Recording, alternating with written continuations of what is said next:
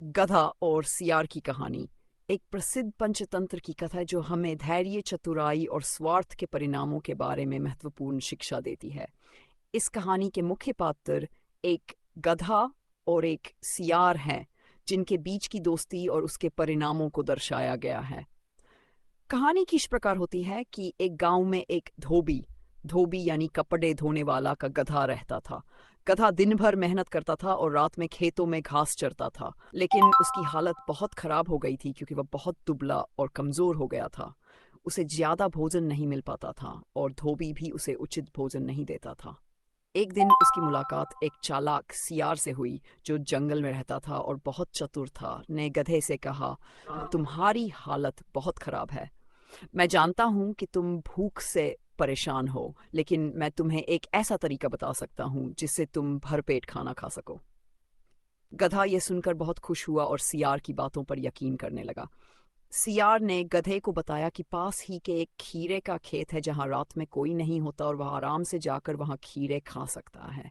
गधा उसकी बात मान गया और रात में दोनों मिलकर उस खेत में गए। वहां गधा भरपेट खीरे खाने लगा, जबकि सियार इधर उधर घात लगाकर अन्य छोटे जानवरों का शिकार करता रहा। यह सिलसिला कई दिनों तक चलता रहा इतना, और गधा धीरे धीरे मोटा और तंदुरुस्त हो गया।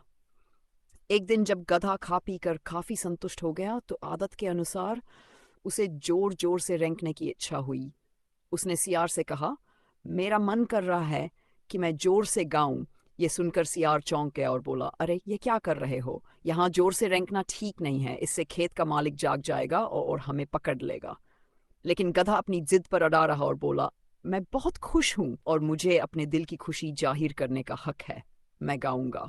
सियार ने उसे बहुत समझाया, पर गधा उसकी बात मानने को तैयार नहीं हुआ।